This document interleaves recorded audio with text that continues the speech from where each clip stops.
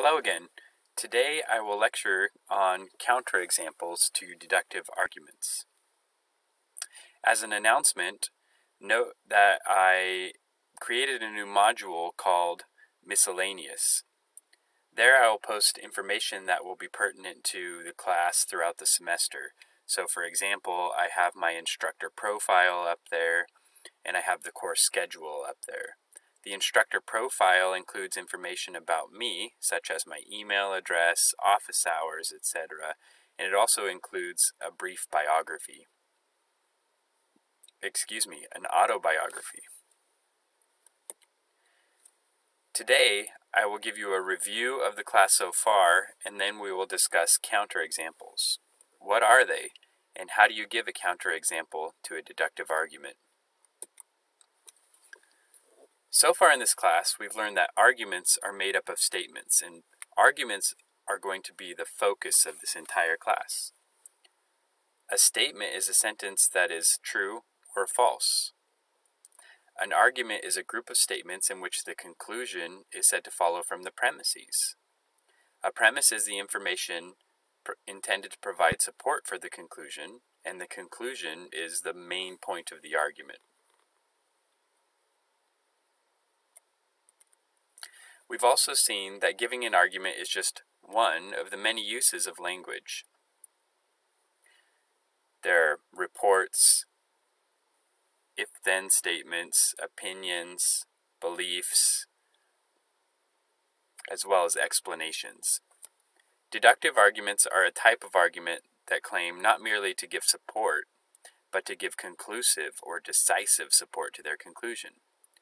Deductive arguments can be valid or invalid, sound or unsound. A valid deductive argument is such that it is literally impossible for the premises to be true and at the same time for the conclusion to be false. Literally impossible. So if you see a deductive argument and you know it's valid, then if the premises turn out to be true, you can automatically know that the conclusion is also true. An invalid deductive argument is such that it's claimed to be deductive, so therefore it qualifies as deductive, but it is still possible for the premises to be true and the conclusion to be false. An invalid deductive argument, it's not a good argument. A sound argument is both valid and has true premises. An unsound argument is either invalid or has at least one false premise. Okay, let's move on to counterexamples. Before getting to counterexamples, I want to say something about the standard form for arguments. In this class, we will lay out arguments as follows. First, I will number a line, number 1. Then I will list a premise. Underneath that, I will number a line 2, and I'll list a premise, and so on and so forth, depending on how many premises there are. Finally, I will put a line between the set of premises and the conclusion, and I will number the conclusion, the next number after the last premise. So here we have 3 as the conclusion. Then I will list the conclusion. So for example, I have 1, all German Shepherds are dogs. 2, all dogs are canines. 3, all German Shepherds are canines. 3 is the conclusion. It's supposed to follow from 1 and 2, and in fact, it does follow from 1 and 2. Here we have a sound deductive argument. The premises are true, and it's valid, so that means the conclusion must be true.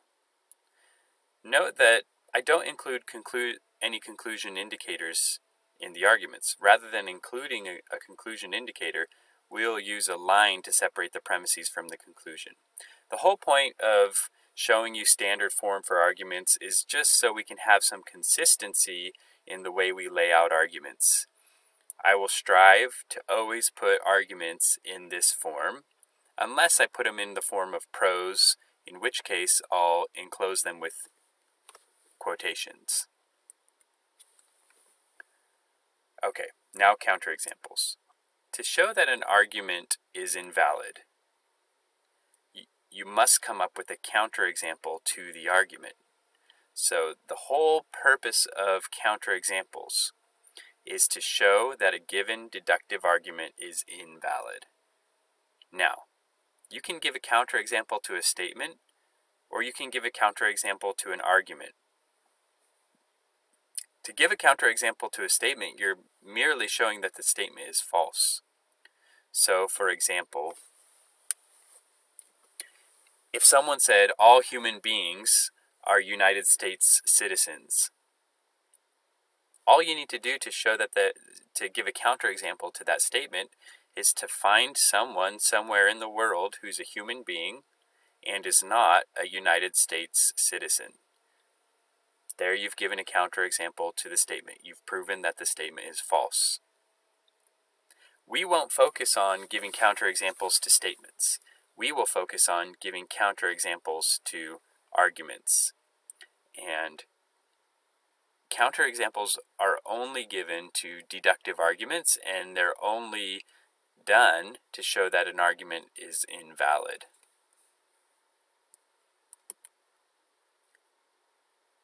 So, as I said, counterexamples apply to deductive arguments, not inductive arguments.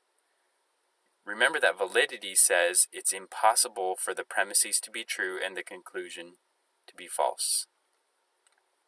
A counterexample shows that it's possible for the premises to be true and the conclusion to be false. If you show that it's possible for the premises to be true and for the conclusion to be false, then you've shown that it's not true, that it's impossible for the premises to be true and the conclusion to be false.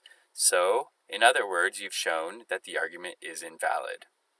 That's what a counterexample to an argument is, showing that it's possible for the premises to be true and the conclusion to be false in that argument. So, in order to investigate the validity of an argument, it's helpful to bring out the form of the argument. Remember I said there's a distinction between truth value and logical form. Truth value has to do with whether or not the premises are true. Logical form has to do with the structure of the argument. So here we have a valid argument. All beagles are dogs. All dogs are mammals. Therefore, all beagles are mammals. If you want to bring out the form of the argument, you can replace the content of the argument with variables. So replace beagles with B, dogs with D, and mammals with M. Beagles with B, dogs with D, and mammals with M, and then you get the form of the argument, which is in the blue box. All B are D, all D are M, all B are M. This form is the thing which makes the argument valid. It's the form of the argument that makes something valid, not the content. So, an interesting thing about a valid argument is that any substitution in this exact form will also be valid. So it doesn't matter what you replace B with. It doesn't matter what you replace D with. It doesn't matter what you replace M with. You'll still have a valid argument because it's the form that makes an argument valid, not its content. Okay. When we give a counterexample here in this class, we're only going to do it for categorical logic. Let me go back a slide. This argument is an example of an argument in categorical logic. The statements are categorical. That means they have to do with categories. Beagle is a category, dog is a category, mammal is a category, and those statements are categorical statements. All beagles are dogs. That's a statement about certain categories. Okay, so this is an example of an argument in categorical logic. The basic elements of categorical logic are categories such as horses, toes, presidents, countries, planets, what else? Fingers, eyeballs, so just any old class or category of things. And then categorical statements. For example, all horses are mammals, some horses are mammals, no horses are mammals, no horses are not mammals. Those are all examples of categorical statements. When we give counterexamples in this class, we're going to give counterexamples to arguments that are part of categorical logic. There's also propositional logic, but we won't be giving counterexamples to arguments in propositional logic. We will deal quite a bit with propositional logic in the second section of the course. The basic elements of propositional logic are propositions or statements and logical connectives such as if, then, or, and, if and only if. So here's a statement in categorical logic. If something is a horse, it is a mammal. So if you have a basic understanding of what categorical logic is, we can move on to giving counterexamples to arguments that are within categorical logic. So here are the steps for giving a counterexample to an argument using categorical logic. First, you reveal the logical form of the argument by substituting letters for terms. 2. You substitute terms for letters such that the resulting instance of the argument will have true premises and a false conclusion. And here's a hint. It's helpful to start by coming up with a conclusion that's false. Now, just looking at this slide, you probably don't have a very good idea of how to give a counterexample. So I want to work you through an example of a counterexample. Let's come up with a counterexample for the following argument. 1. No triangles are squares. 2. All squares are four-sided. 3. Therefore, no triangles are four-sided. It turns out that this is an invalid argument. It's true that no triangles are squares. It's true that all squares are four-sided. And it's true that no triangles are four-sided. However, remember, the reason an argument is valid or invalid is because of the structure and not the content. So the content is A-OK. But, as it turns out, the conclusion does not follow from the premises. Let's give a counterexample to prove that this is invalid.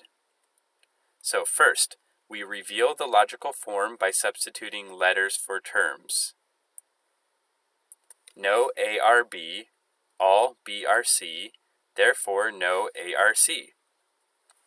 If we go back to the previous slide, we can see that A equals triangles, B equals squares, and C equals four-sided.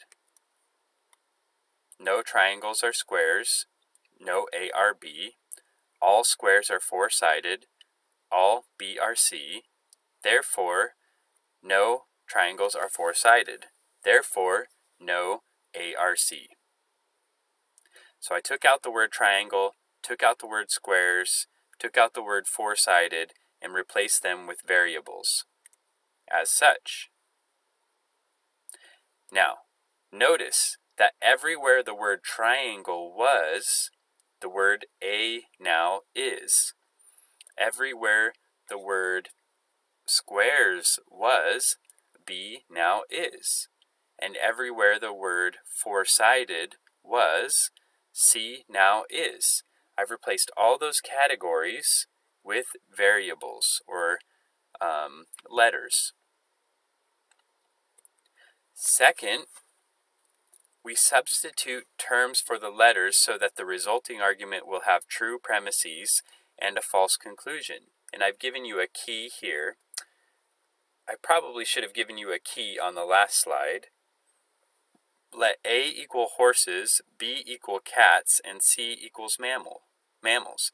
You basically just pick any categories whatsoever and replace the letters with the categories. But the goal is that you end up with an argument where the premises are true and the conclusion is false. So, here in this substitution, we have no horses are cats, all cats are mammals, therefore no horses are mammals. No horses are cats, that's true. All cats are mammals, that's true. Therefore no horses are mammals, that's false. So we've shown that this argument is invalid because we've shown that it's possible for the premises to be true and the conclusion to be false. But that's just the definition of an invalid argument. So we can see that the conclusion does not follow from the premises. A final note about counterexamples. The counterexample method can be effectively used to show that an argument is invalid, but it cannot show that an argument is valid. After all, there is no counterexample to a valid argument. So with counterexamples, you're attempting to show, for a given argument, that it's possible for the premises to be true and for the conclusion to be false. But with a valid argument, it's impossible for the premises to be true and the conclusion to be false. So you can work all day and you'll never be able to show that for a valid argument, it's possible for the premises to be true and the conclusion to be false. It just won't happen. Secondly, if you're unable to find a counterexample to an argument, this does not show that the argument is valid.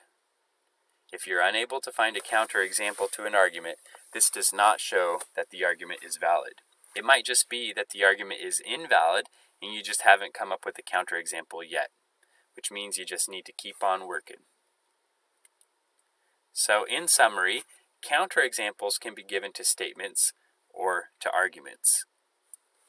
In giving a counterexample to an argument, you must first reveal the logical form of the argument by substituting letters for terms.